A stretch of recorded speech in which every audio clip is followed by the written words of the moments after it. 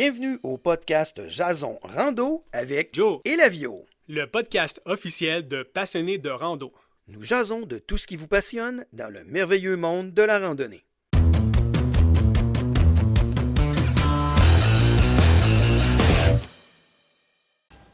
Ah, bonjour Jonathan. Salut Eric, ça va bien? Ben oui, toi? Ben oui. Yes, sir. Donc, aujourd'hui, on parle de sauvetage. Ouais, on va parler de sauvetage en randonnée puis en plein air. En plein air, en montagne.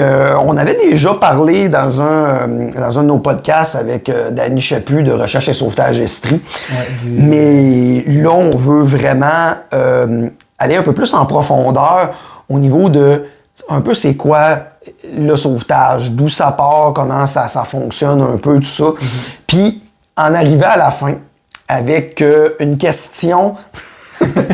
En tout cas, une question un peu ouverte, débat, qu'on a vu passer beaucoup dans les médias sociaux dans les 2-3 dernières années, je dirais, beaucoup depuis la fin du COVID. Hein? Ouais. Puis pendant le COVID, là, qu'on a entendu parler vraiment beaucoup, une problématique qui existait déjà avant.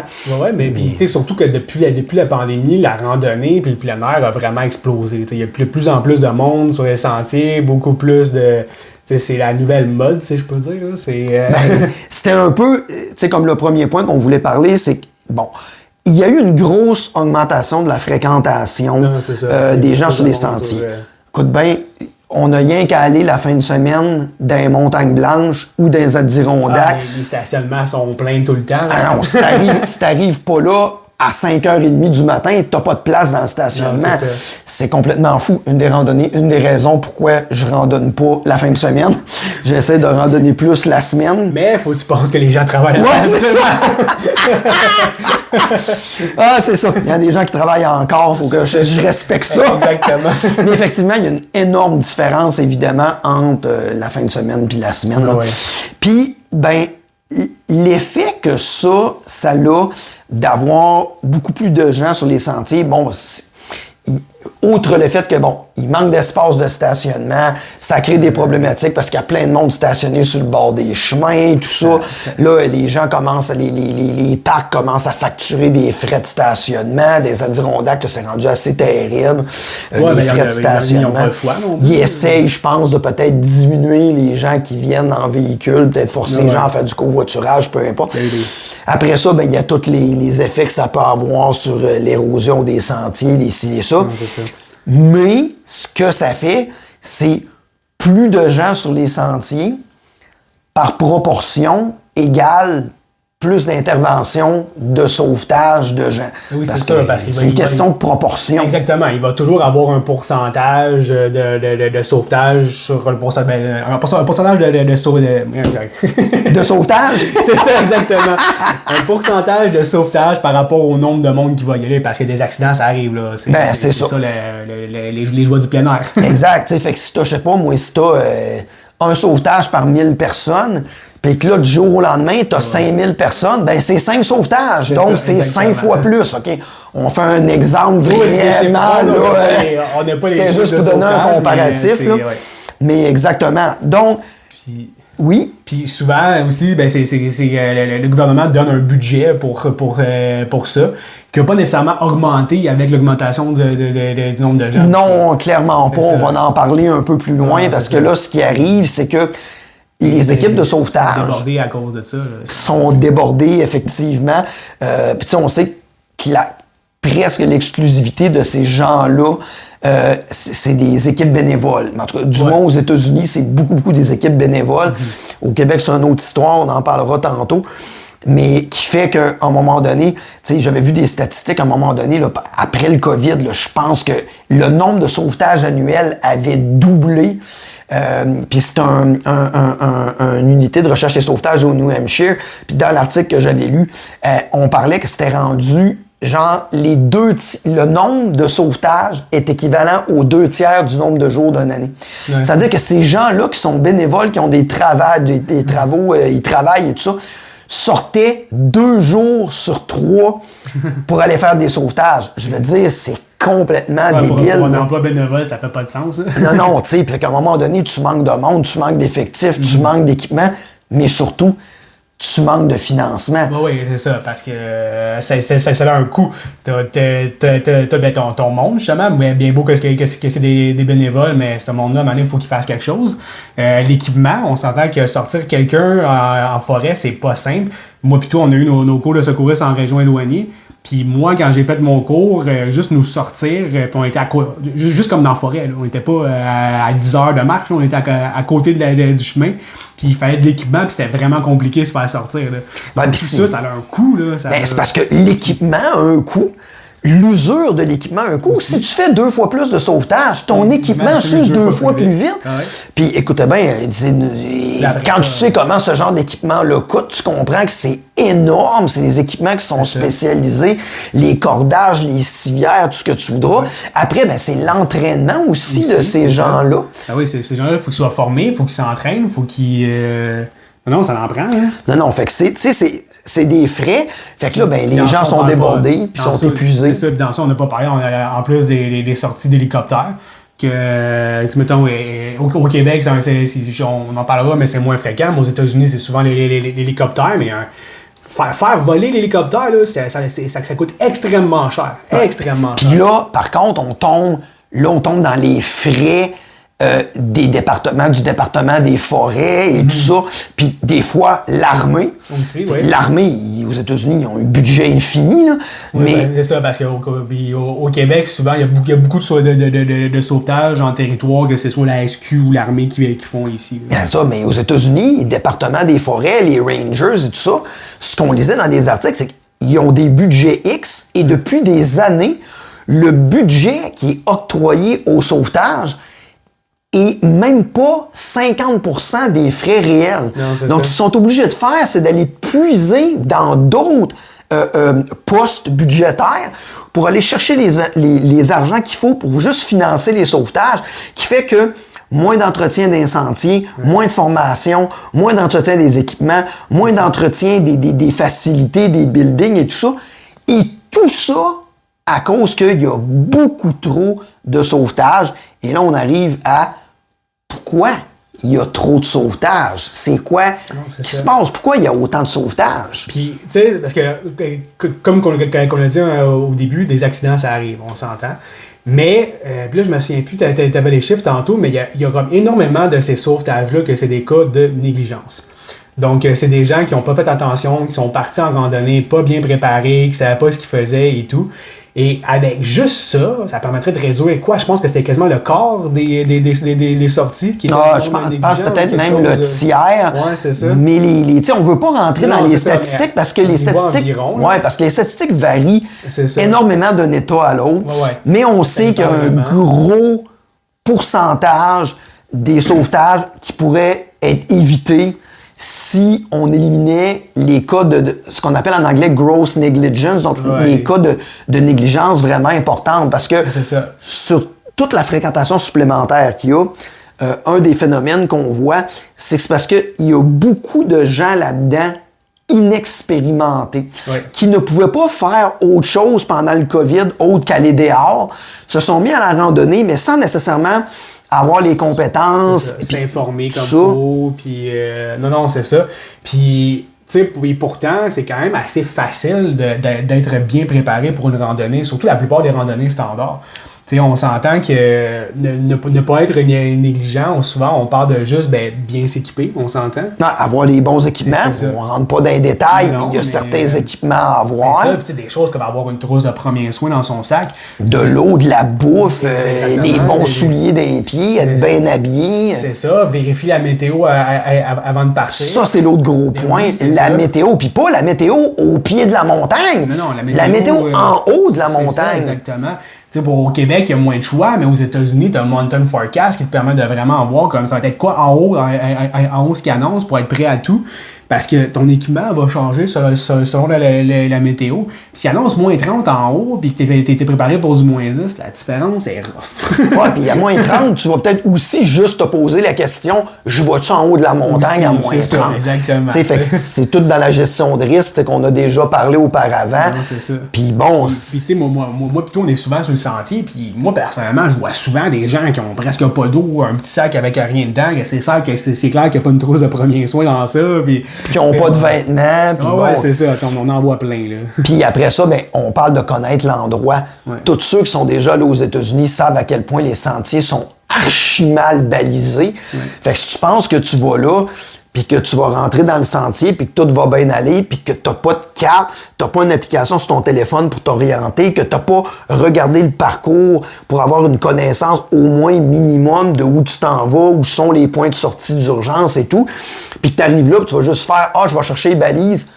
meilleur moyen de te perdre puis de te retrouver justement dans un sauvetage inutile. Non, c'est ça, exactement. Ouais, c'est tout à fait d'accord avec toi là-dessus. Donc, c'est ça. Donc, si on veut aider ces équipes-là, ben, faut essayer d'être le moins négligent possible. Donc, j'aime mieux être dans la positive, d'être le mieux préparé possible. Exactement. Pour pas être une de ces personnes-là qui va avoir à être sauvée pour quelque chose qui aurait pu être facilement évité en étant bien préparé. Puis malheureusement, des cas comme ça, on en voit toutes les années. Puis encore une fois, malheureusement, il y a certaines de ces personnes-là qui vont mourir sur la montagne parce que... Non, c'est ça. Puis tu sais, souvent, on parle... c'est souvent, les gens pensent sauvetage, puis ils pensent à loin. Là, on parle de New Hampshire et compagnie, mais ça arrive ici, là, à Offord, il y a des sauvetages à chaque année. Là. Ah ouais, puis il y en a beaucoup. C'est ça, il y en a beaucoup. Eux aussi nous ont dit que le nombre de sauvetages s'était décuplé, qu'ils en font beaucoup plus. Puis ça a même affaire qu'aux États-Unis, pour souvent des choses qui auraient pu être hyper facilement éviter. Tu sais, je veux dire, avec un site comme nous autres, avec Passionnés de rando, avec toutes les plateformes qu'on a, puis toute l'information qu'on transmet, l'information est tellement facile. Moi, quelqu'un me dit, j'ai pas trouvé l'information, je vais dire non, t'as juste pas cherché. Ouais. Il y a trop d'informations sur les médias sociaux aujourd'hui, dans des livres, en ligne, sur des sites, partout. Je veux dire, de dire, j'ai pas trouvé l'information, je m'excuse, mais c'est une excuse trop facile parce que c'est pas vrai, là. C'est ça, c'est plus, j'ai pas cherché l'information. C'est ça, exactement. Donc, suite à ça, il y a la question aussi qu'il faut se poser, comme on disait, beaucoup de gens sont bénévoles. Ouais.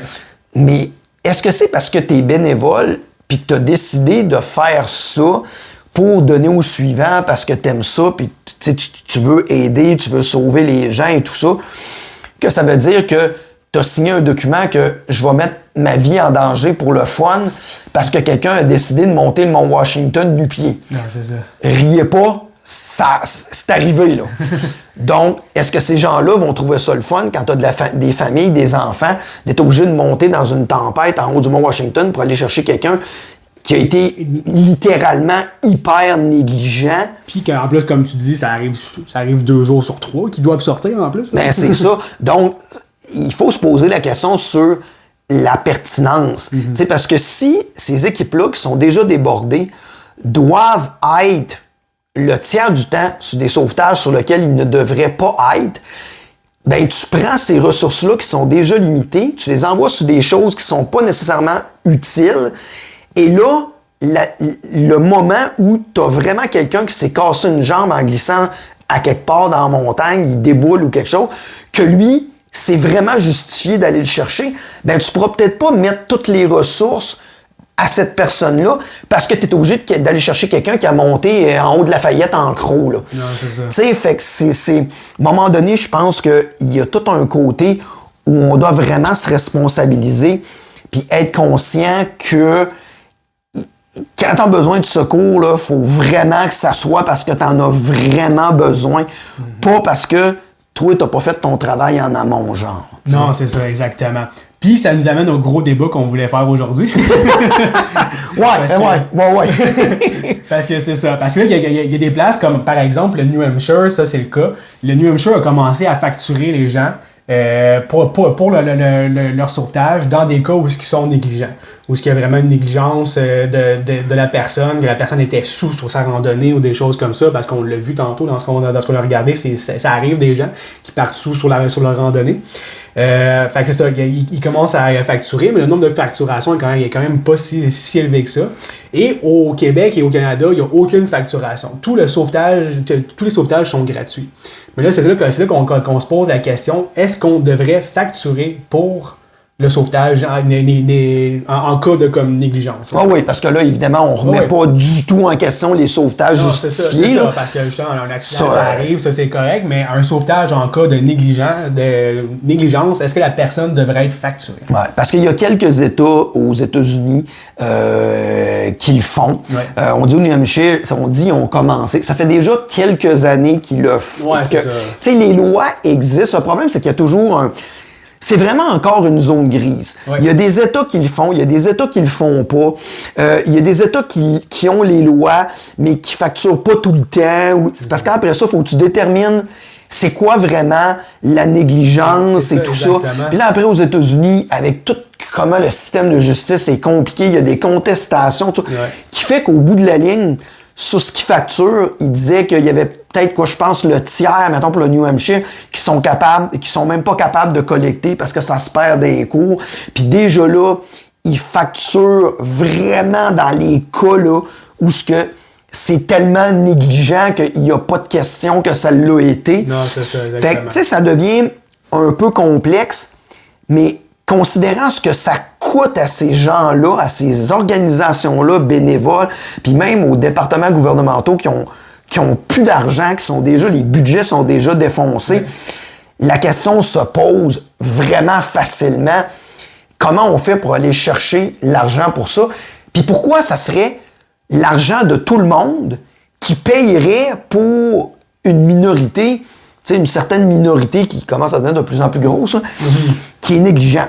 Fait que là, on se pose la question. Puis on vous pose en même temps la question. Oui, c'est ça. C'est un débat ouvert à tout le monde. Tu sais, c'est ça. Fait que là, dans le fond, la première chose qu'on voulait faire, c'était de déterminer un peu, pour toi et pour moi, juste, tu sais, nous autres, pour partir un peu le débat, c'est quoi la négligence en randonnée pour nous autres? Ouais. Pour toi, Jonathan, là, mettons, là, on parle vraiment de quelque chose d'évident. Ouais, c'est ça. Ça serait quoi pour toi des cas de négligence en randonnée? Puis tu sais, on en a parlé tantôt, puis vraiment des cas où tu sais, ça moi aussi comme des oublis, ça arrive. Là, oui. Donc, en partant, je pense qu'il faut que ce soit plusieurs choses sur la liste. Et plusieurs choses oubliées, plusieurs étapes qui n'ont pas été préparées, puis des choses, comme que tu dis, évidentes. Je veux dire, moi, excuse-moi, mais t'as bu une caisse de 12 de bière avant de payer, puis ça va randonner après.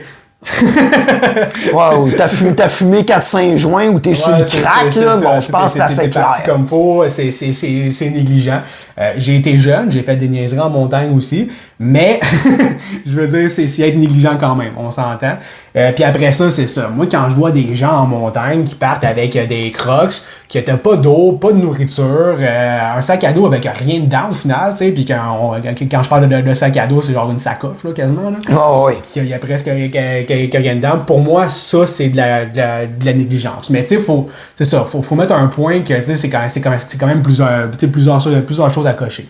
Tu sais, je veux dire, samedi passé, je suis parti en rando, j'ai oublié mes raquettes. Tu sais, il y a du monde qui aurait pu dire, ben, t'as été négligent. Mais gars, j'ai oublié mes raquettes, ça a été plus dur, ça a été plus compliqué, je l'ai fait pareil, c'est un oubli. Tu sais, tout le reste, je l'avais. J'avais une trousse de premiers soins, s'il arrivait de quoi, j'étais correct. Tu sais. Mais c'est ça. Moi, c'est comme ça que je vois la négligence. Là. Ouais, j'aurais tendance à te dire que je suis exactement dans les mêmes lignes que toi. Des oublis, ça arrive, des accidents, ça arrive. C'est ça. Mais c'est assez facile, c'est du cas par cas, mais c'est assez facile d'évaluer dès le départ si la personne a été négligente ou pas. On prend souvent l'exemple du Mont-Washington parce que bon, il arrive beaucoup de choses au Mont-Washington. Ouais. Fait que, on s'excuse, là, mais bon, c'est un exemple facile à prendre. J'adore la montagne, mais il arrive plein de choses à faire. C'est ça. Fait que, tu sais, si tu pars pour aller faire le Mont-Washington, bon, t'as pas regardé le chemin, tu sais pas par où t'as monté, t'as pas regardé la météo, tu sais, t'as clairement pas les vêtements requis pour faire face aux conditions que tu vas rencontrer en haut de ça. Puis une autre affaire, souvent, que ça, c'est un autre point qui se discute beaucoup, mais sur une montagne comme ça, partir tout seul, c'est pas nécessairement de la négligence, mais tu prends un méchant risque. Parce que si t'arrive quelque chose, t'as personne pour t'aider rapidement. C'est ça. Tu sais, fait qu'il y a un paquet de facteurs, pas de trousse de premiers soins, pas d'eau, pas de nourriture. Je pense que c'est une combinaison de tout ou en partie de ce qu'on vient de dire là, qui va faire qu'à un moment donné, ça devient de la négligence. Non, c'est ça. Mais ça, je pense que on peut en parler, mais je pense qu'à un moment donné, il faut laisser ça dans les mains des gens qui font les lois, des gens qui sont les experts, et des gens que c'est eux qui vont aller te chercher, que eux vont décider vraiment, à un moment donné, vont mettre les lignes claires, les points CI, les barres CT, puis de dire, pour nous, ça, c'est de la négligence. Parce qu'il faut clairement qu'il y ait une ligne de tracé dans le sable à quelque part. Parce que si c'est toujours une zone grise, à un moment donné... Mais en même temps, c'est ça, c'est tellement un sujet, je trouve, qui est... Tu sais, justement, la ligne est où exactement? Tu sais, je trouve que c'est dur à faire parce que justement, les accidents arrivent, des oublis, tu sais, comme tu parlais de partir seul, mais tu sais, moi, je veux dire, la moitié de mes randonnées, je les ai faites seules parce que, je veux dire, j'avais pas d'amis, mes amis pouvaient pas, mais en même temps et tout, fait que, éventuellement, ma question, moi, c'est, je reste chez nous ou je vais randonner tout seul, tu sais. Oh oui, c'est sûr. Bon, ben là, mettons, il y a ça, mais là, comme, qu'est-ce que je fais pour compenser, toute la kit, tu sais. Exactement, avoir une balise, que les gens sachent où tu vas. Oui, c'est ça, puis moi, quand je pars tout seul, il y a toujours que les gens savent exactement où c'est que je m'en vais, quel sentier que je fais, à quelle heure je suis censé revenir à peu près et tout, là. Fait que, tu sais, il y a prendre ses précautions tout seul. Mais c'est ça, tu sais, je trouve que c'est quand même une zone de la négligence qui va être dure à comme faire, c'est ça la ligne, tu sais. Ouais, c'est clair. Ouais. Fait que je pense que c'est, à un moment donné, le système de justice quelconque, que ce soit au Québec ou aux États-Unis, vont finir par faire, je dirais, une ligne, ils vont la tracer où ça va être déterminé au cas par cas, mais il va y avoir des instances qui, eux, vont déterminer ça. Puis à partir de là, si tu veux contester, tu auras toujours le droit de contester, mais tu vas peut-être avoir la facture pareille. C'est ça. Fait que dans le fond, on en vient un peu à ce qu'on voulait faire pour vous donner des points, pour vous faire un avis sur le sujet. Donc, moi, je pense que toi, tu jouais le contre et moi, je joue le pour. Je vais jouer la position de on ne devrait pas payer pour... qu'on ne devrait pas être facturé pour un sauvetage, peu importe le cas. Puis toi, tu vas jouer on devrait être facturé. Là. OK. OK, mais mettons qu'on commence, on pourrait en parler pendant 3 heures, fait qu'on se lancera pas à balle back and forth pendant une demi-heure. Non, c'est ça, on va aller chercher quelques points un peu. C'est ça. Moi, je vais vous dire ce que je pense du pour, les différents points, puis après ça, toi, tu pourras me dire tes points pour le contre, puis si on a besoin de rajouter certaines choses parce qu'on a oublié des choses, on pourra en parler. Moi, aujourd'hui, je prends le point du pour, mais c'est facile pour moi de prendre le point du pour parce que en partant, je suis pour à 100%. Pour ça. Donc, est-ce qu'on devrait facturer pour les sauvetages des randonneurs négligents? Oui, à 100%. La raison pour le pourquoi de ça, c'est que moi, j'ai toujours cru dans une société où utilisateur-payeur. Je peux bien croire qu'il y a des choses qui sont gratuites dans la vie. Puis je pense que pour les vrais accidents, je me blesse, je me casse la cheville en rando et tout ça, que j'avais tout ce qu'il fallait, que j'ai pas été négligent. Oui, je pense que les sauvetages devront toujours être gratuits. Ça, c'est sûr et certain. Tout le monde a le droit d'être sauvé, a le droit d'être secouru. T'sais, même ici au Canada, ça fait même partie de la Charte des droits et libertés. La canadienne aussi, d'ailleurs. Mais par contre, pour les gens qui sont négligents, c'est rendu plate aujourd'hui, mais puis là, ça sera pas vulgaire, mais très direct. Aujourd'hui, si tu reçois pas un bon coup de pied au derrière, les gens comprennent pas. Fait que s'ils vont te sauver, puis tu as été négligent, qu'il n'y a personne qui te tape ses doigts, que tu ne reçois pas une facture ou n'importe quoi, la plupart des gens, c'est malheureux, apprendront pas, ça va recommencer. Ça donnera pas de warning ou d'avertissement à personne qui est négligent de dire, je m'en fous, ils vont venir me chercher, puis c'est pas grave, puis les sauvetages, ça arrive vite, puis je vais pas mourir sans montagne, ils vont venir me chercher en dedans de 2 minutes. Ce genre de comportement où les gens comprennent pas. Oui, il faut que tu sois facturé, faut que les factures soient salées pour que les gens comprennent le message, puis pour justement faire baisser le plus possible les cas où les gens vont être négligents. Les gens, ils n'auront pas le choix d'apprendre puis de réaliser, OK, t'as peu là, si je fais le 2 de pique, là, je vais me faire ramasser, puis si on est obligé de me chercher, ça va me coûter quelque chose. Tu vas y penser à 2 fois, tu vas t'assurer d'avoir ce qu'il faut que tu ailles avec toi. Puis, ça va permettre aussi d'apporter du financement aux agences, diminuer le nombre de sauvetages qu'eux vont avoir par année, moins mettre leur vie en danger pour des sauvetages inutiles, puis de justement, le point pour moi qui est le plus important, c'est que ces ressources-là soient disponibles pour les gens qui vont avoir vraiment besoin d'être secourus, puis de s'assurer ben, justement que les gens sont formés, qu'ils ont les bons équipements, que les équipements sont entretenus et tout ça, pas qu'ils sont obligés de passer tout leur budget juste pour financer des sauvetages, puis qu'il n'y ait plus d'argent dans le fond. Tu sais, pour faire le reste, moi, comme tu le sais, j'ai été sauveteur, j'étais impliqué dans un paquet d'affaires, puis je sais ce que ça représente, puis les efforts que les gens mettent là-dedans. Donc, je pense qu'il faut se responsabiliser, tout simplement, que les gens sois conscient que si tu prends pas tes responsabilités, ben dans la vie, il y a des conséquences. Malheureusement, aujourd'hui, il y a à peu près plus de conséquences pour rien. Fait que moi, je pense que oui, t'es négligent. Encore une fois, je le répète, vraiment, là, négligent, que c'est clair. Ben, je m'excuse, comme dans bien d'autres affaires, il y a des conséquences, puis la conséquence, ça va être d'avoir une facture. Puis c'est ça. Moi, je pense que pour toutes ces raisons-là, je pense que les gens qui sont négligents devraient être facturés. Moi, je vais aller dans le sens inverse. Puis là, moi, tu sais, je défends un cas que je suis pas sûr à 100%. Moi, je suis encore très débatif entre les deux. Puis les cas les choses que je voyais, c'est des questions que je me pose un peu et non une décision fixe, mais tu sais, c'est pour mettre l'idée en tête pour que les gens se fassent leur propre idée pour eux dans le fond.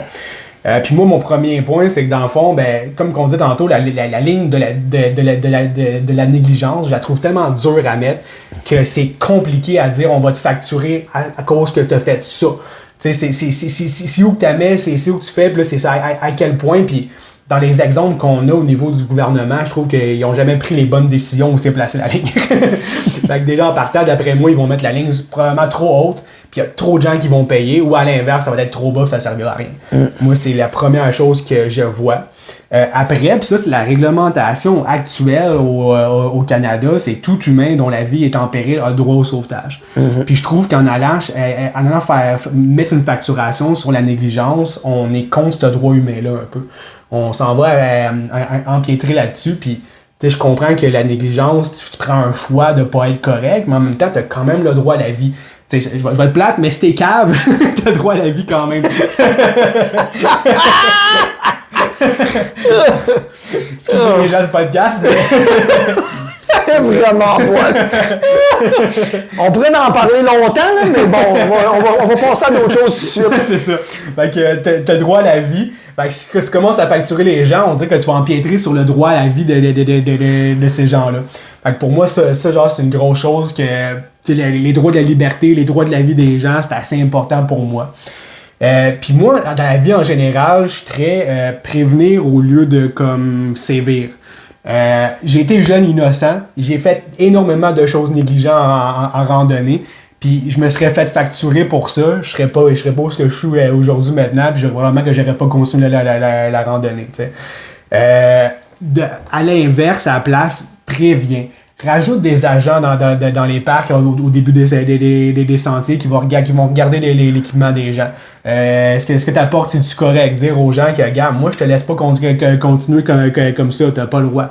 Puis je pense que c'est toi-même qui m'avais dit à un moment donné que les agents de la CEPAC au Québec, ils ont le droit de comme refuser aux gens, de dire aux gens de virer de bord, puis de donner des amendes, sinon ils ont un droit vraiment là-dessus. Ouais, les agents de la CEPAC eux-mêmes peuvent, c'est eux autres qui sont responsables du parc, ils peuvent te donner des amendes si t'as pas payé tes droits d'entrée, et ils peuvent te refuser aussi l'entrée, là, je veux dire, c'est eux qui mènent. C'est ça, exactement. Donc, rajouter un budget là-dessus pour vraiment une meilleure prévention comme ça, puis aussi une meilleure prévention au public.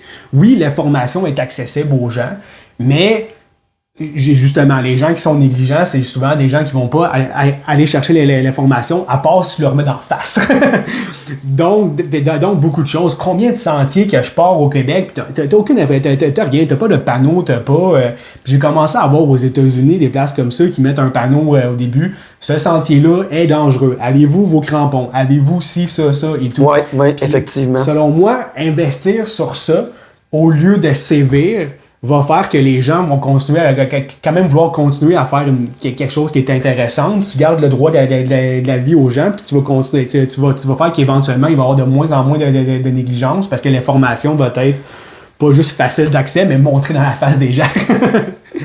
Fait que moi, c'est un peu ça mon côté de ne pas facturer parce que je crois vraiment, puis moi, c'est ça, je suis assez convaincu que si les niaiseries que j'ai faites plus jeune m'auraient coûté 100 000 de facture, je ferais pas de la randonnée puis du sentier en ce moment. Puis pourtant, c'est un sport magnifique, puis j'adore ça. Si on se donne un droit, chacun juste un, parce que pas que ça dure trop longtemps, mais de contrepoint, mettons, d'argument, de deuxième argument, moi, je te dirais que oui, c'est vraiment intéressant les points que tu amènes, mais même que je te dirais que de certains points viennent quasiment renforcer ma position. Genre que, tu sais, par exemple, si tu mets un panneau à l'entrée du sentier, tu détermines c'est quoi la négligence, tu mets un panneau à l'entrée du sentier, ça te prend de l'eau, ça te prend ci, ça te prend ça, ça te prend ça. Si t'as pas ça, et qu'on a à te secourir, ça se peut que tu sois facturé. T'sais, mais bon, moi, je pense que le point qui m'a fait qui m'a accroché le plus, c'est vraiment sur le droit à la vie. Effectivement, ce que tu dis, c'est un petit peu incontestable. Mais d'un autre côté, moi, j'ai toujours dit, puis un peu pendant le COVID, je disais exactement la même chose, puis j'ai toujours vécu, c'est comme un peu une philosophie de vie, puis je le dis souvent, je sais que tu m'as déjà entendu le dire, tes droits arrêtent où ce que ceux des autres commencent. Ouais, c'est vrai. T'as le droit à être secouru, mais si t'es négligent, pourquoi moi je payerais pour toi? Tu sais, fait que c'est toujours cette haute ligne-là qu'il faut déterminer qu'en société, quand les gens du public en général doivent payer pour des services qui sont donnés à toute la population, ben à un moment donné, est-ce que tu veux que ton argent à toi, qui est responsable, comme la plupart des randonneurs, soit investi la moitié du temps ou le tiers du temps à aller chercher des gens, je veux pas dire qu'ils mériteraient pas d'être allés chercher, mais des gens qu'on devrait pas avoir à aller chercher juste parce qu'ils ont été négligents. Pourquoi moi, je payerais pour ça? Fait que tous les points que tu dis sont très, très valables, mais je rajoute juste le fait que, tes droits arrêtent où ceux des autres commencent, t'sais. Non, je suis quand même un peu d'accord avec ton point. Par contre, c'est ça, on vit en société aussi. Fait que là, c'est que des fois que moi je trouve que des fois ça va passer sur des choses ou pas. T'sais. Prends au Québec, moi à tous les années je paye des impôts pour un système de santé que j'ai pas accès parce qu'il y a trop de monde. T'sais. Fait que c'est un peu ça le concept de société. Puis je pense que c'est là que ça va, que des fois on accepte que moi je vis en société, ben j'accepte que si je veux du sauvetage, ben ça se peut que je paye des frais au gouvernement qui va être pour des sauvetages de gens qui sont... J'aime pas dire le mot cave, là, mais... Qui sont négligents. Exactement, négligents, merci. Qui sont plus négligents. Là. Mais peut-être qu'un jour, on va en arriver là. Peut-être qu'un jour, à chaque fois qu'on va mettre les pieds dans un sentier, on va être obligé de payer. Au Québec, il y a énormément de gens qui se plaignent que il faut payer pour avoir accès au sentier, puis qu'aux États-Unis, ça coûte rien. Ouais, mais ça ne durera pas longtemps aux États-Unis. Là. Avec les manques de budget qu'ils ont là, je comprends pas encore comment ça que t'as pas un montant d'argent à payer à chaque fois que tu mets les pieds dans un sentier. Puis ça, en tout cas, ça pourrait être un prochain débat, là, parce que il y a toujours le côté de comme la nature devrait être accessible à tout le monde, mais là, l'entretien, le secours, tout ça, c'est une grosse question qu'on pourra faire un autre débat là-dessus si on veut. Ben, donc, en conclusion, on conclut que c'est dur à conclure. Parce que, comme vous voyez, c'est vraiment pas un sujet qui est clair. C'est pas un sujet qui est facile. Puis dans le fond, c'est ça qu'on voulait, là, que vous puissiez en débattre entre vous autres. Puis en arriver à un moment donné à une réflexion. Non, c'est ça. Je pense que un point qui est important dans tout ça, c'est que je pense que c'est d'être bien préparé pour nos randonnées. Ça, faites vraiment attention. Puis on a plein d'épisodes de podcasts avec plein de sujets qui parlent de ça. Même moi, j'ai écrit un livre pour les gens pour débuter la randonnée avec plein de belles ressources, comment bien partir. Les ressources, t'es là pour t'aider. Oui, puis là, avec le site Internet, pour ceux qui ne savaient pas encore, avec l'arrivée du site Internet www.passionné2.com, sur lequel on a la rando, la trail et le ski. Maintenant, toute l'information est là, facilement accessible. Donc, dans le fond, on pourrait finir ça en vous disant, on vous pose la question à vous autres. Répondez sur le podcast, répondez sur l'annonce du podcast sur Facebook et tout ça. Dans le fond, vous, qu'est-ce que vous en pensez? On devrait-tu facturer pour les sauvetages des randonneurs négligents? Par contre, c'est un débat mais c'est un débat, vous le savez, on est sévère là-dessus, qui doit rester poli, qui doit rester respectueux. Pas d'insultes. C'est ça, tout le monde a le droit à sa position. Exactement. Le but, c'est de faire valoir les points. On va supprimer les commentaires qui sont pas sympathiques. Exactement. Donc, on veut quelque chose d'amical, mais on veut que le débat se fasse. Je pense que c'est important qu'il se fasse. Puis peut-être que vous allez amener des points qu'on n'a carrément pas pensé. Ben oui, à 100%. C'est ça. Donc... Fait que c'était super le fun, puis j'ai bien hâte de lire vos commentaires sur le sujet. Exactement. Donc, c'était le podcast Jason Rando avec Joe et Lavio. Encore une fois, on vous remercie énormément. Abonnez-vous en grand nombre. Oui.